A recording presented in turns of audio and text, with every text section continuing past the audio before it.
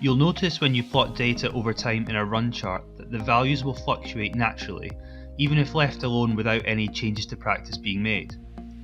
In other words, there is some variation there, but this is the normal ebb and flow of the system, and does not necessarily indicate any significant changes.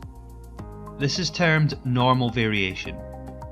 To prove that significant improvements have been made beyond this, we look for patterns that are statistically unlikely to occur by chance if that normal variation were to simply continue.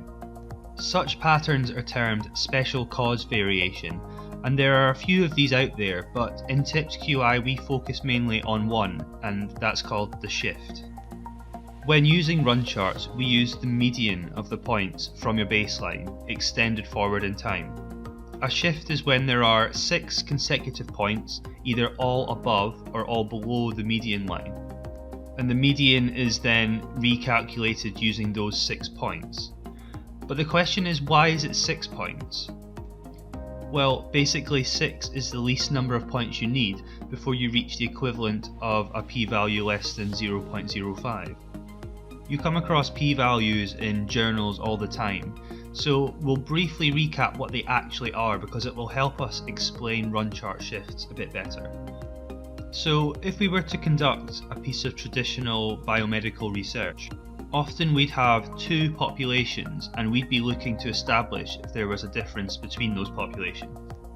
However, collecting information from every single member of those populations is just simply impractical. And the way we get around this is by taking a sample and then inferring characteristics of that sample back to the population from which they came. So the only information we actually have is from those samples. We'd then run a statistical hypothesis test on these samples and we'd get out a p-value. What that p-value actually represents is the likelihood that any difference we see between those 2 samples is actually not the case in the populations.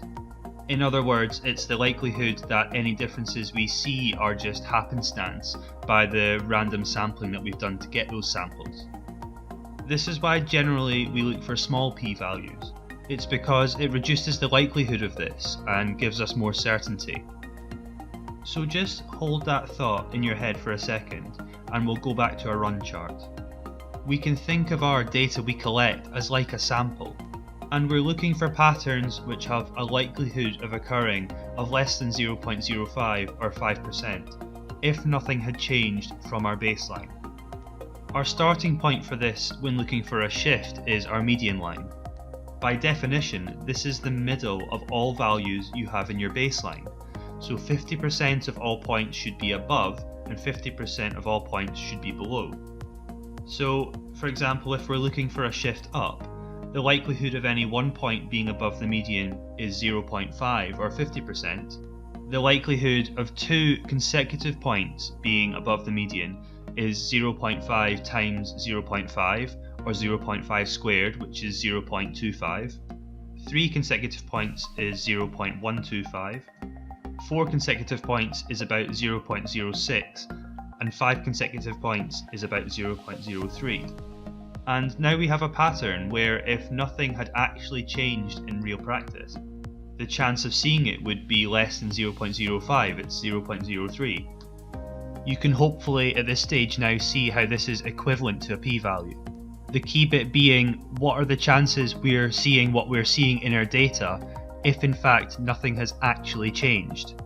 Because this is small, conversely it means something likely has.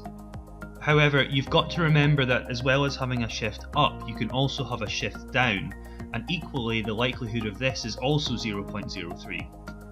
And if we add these likelihoods together, we get something that's just not significant. What we actually need is a 6th point, and this is the least number of points we need to get something that is significant. When you have those 6 consecutive points, you then recalculate your median from those points and continue it forward. That has become the new normal. You can figure out the magnitude of the change that's occurred quite simply by taking the difference between where their median was and where it is now after the shift. One last quick point in case you come across it. If you get a point that lands exactly on the median, you just ignore it. You pretend it isn't there for the purposes of calculating a shift. They don't count towards a shift, but they don't cancel it out either. And hopefully these examples here will demonstrate that. Okay, so hopefully that explains why we need 6 points to demonstrate a shift in our data. If you're interested in looking at the other run chart rules, you can Google this and there's lots of resources out there. As always, if you found this video helpful, please hit like and subscribe because we'll have lots more videos coming out in the near future hopefully. Other than that, thank you and we'll see you again next time.